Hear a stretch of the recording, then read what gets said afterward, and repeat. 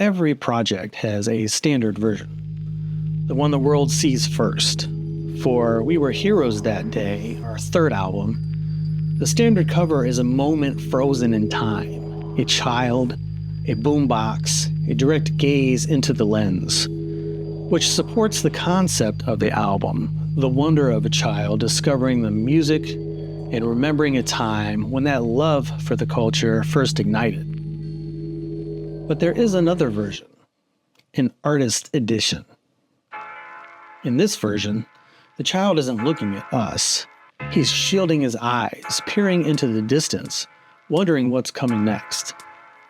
It's a subtle shift in posture, but it changes everything. He's still wearing the rabbit ears, he's got the tape over his eye, the hallmarks of the gray hair logo, but he's searching for something. This isn't just a different image, it's a different medium entirely. For the 100 collectors who will eventually own a piece of this, the story begins with a grid. 100 white digipaks CD cases arranged in a strict 10x10 setup. This isn't just packaging, it's a singular canvas that will eventually be deconstructed, each numbered piece becoming a standalone artifact. They say nothing is ever truly wasted if you wait long enough. In the early 2000s, I had this fun project. I'd make Christmas compilation CDs, maybe 30 at a time, with unique packaging for friends and family who I knew would enjoy the music and appreciate the craft. In 2006, for the Christ Mix project, I overordered. I bought 200 blank white digipak cases. I used 30. The other 170, they sat in a box. For nearly 20 years, I pushed them around my studio, then moved them with me from house to house. I always had this idea.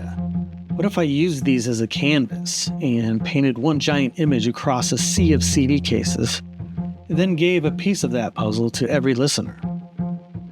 20 years later, the timing finally aligned. The music was ready. The Gray Hair project needed its definitive physical edition. It was time to open the box. You can't just start painting, not with a project like this. For the art, there is the architecture. Step one was testing. This cardstock wasn't necessarily designed for heavy acrylics or markers. It's designed to hold a disc. I needed to know how this substrate would behave, so I took sample pieces, primed them, and experimented with acrylics and markers, watching how the liquid sat on the surface, making sure it wouldn't bleed through. Once I knew the materials would hold, I needed a foundation. I found some large sheets of drywall in the garage, flat, sturdy, and exactly the right size to act as a temporary wall for my 100 case grid. The labor was rhythmic. Fold each case, check the corners, discard the ones damaged by 2 decades of storage. Then the layout, 10 rows, 10 columns. I used sticky glue dots, calculated choice. They had to be strong enough to keep the grid from shifting under my brush, but gentle enough to let go when the project was over. I didn't want the hero to be ruined by the very thing holding him up. Right as I was ready to paint, I hit a wall, a logistical one. Once this painting is finished and broken apart, how do I track it? If a buyer chooses number 42, how do I find it in a sea of abstract color? I needed a system. I cut out stickers, numbering them from 1 to 100. I agonized over where to put them. On the spine? No, the paint could possibly bury them. On the back? No, the back had its own destiny with the track list labels. Eventually, I realized that the number belonged on the inside cover, a private mark of authenticity for the owner. Then came the final prep. As the canvas stands vertically for painting, the covers naturally hang open, so using the same glue dots, I had to glue every flap shut to ensure a somewhat flat surface, and then apply my overall coat of white primer. While I've done painting in the past, I am not a trained painter per se. I want to be clear about that. When I step away from the computer screen, I lose my safety net. No undo button, no layers to toggle on and off. So I just start. I started with a warm yellow base, trying to mimic the amber glow of the original digital concept.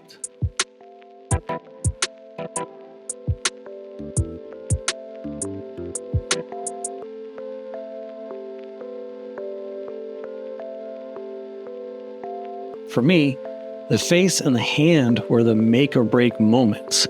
If I couldn't capture the expression, the hero peering into the light, I knew I'd lose heart.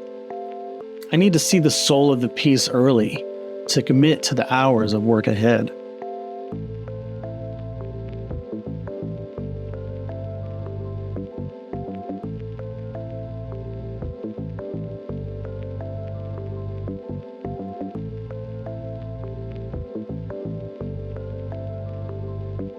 As the features began to take form, I felt the shift. It was hard to put the brush down.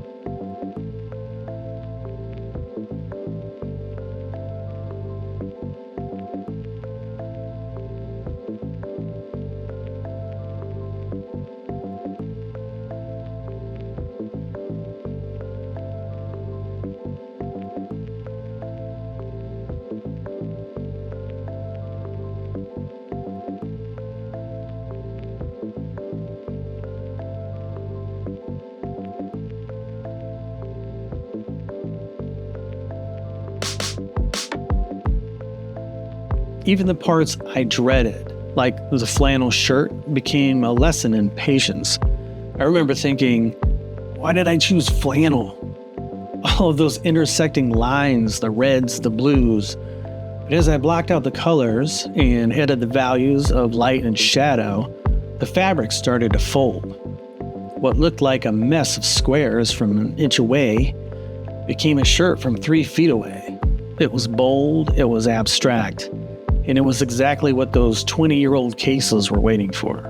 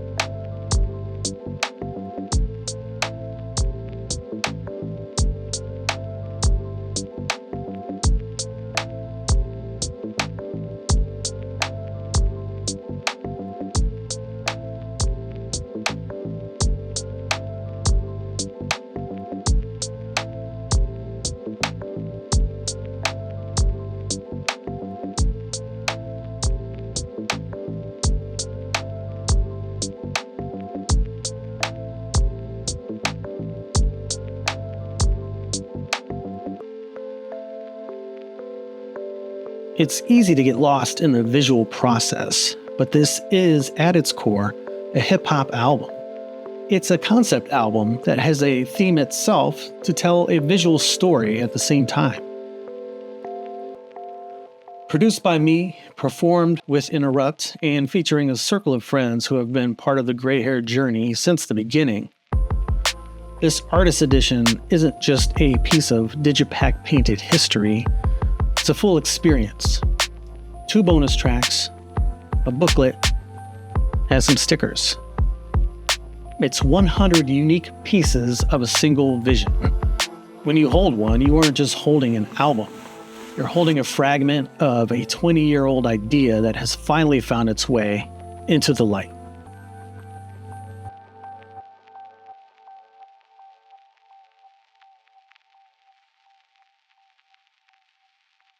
What I think was really cool about this project, once it was painted, dried, and I was able to enjoy it for, a couple weeks, I try to find the time to figure out when I can go on to the next step. So what the next step was taking all these different pieces down, each individual CD case, and then removing all the glue. They were glued up to the platform with little glue tabs, as well as the insides were glued shut. So all of that needed to be peeled off of here in order to make sure that these weren't sticking together for the next phase, which is of course going to be spraying them all to protect the paintings, and then also adding the other parts of the package, such as the CD and things like that. So, but what I really like about this project, what I think was pretty cool about it, is you get what you get. So it's an overall painting, but paint gets everywhere. So with some of these pieces you get on the inside of that package, you're going to get the extra paint that drips down inside the packaging, and all that is cool. But also, when you take these things apart, you really get to see the details of the brush strokes and the painting of each. So each one of these will be a unique art piece.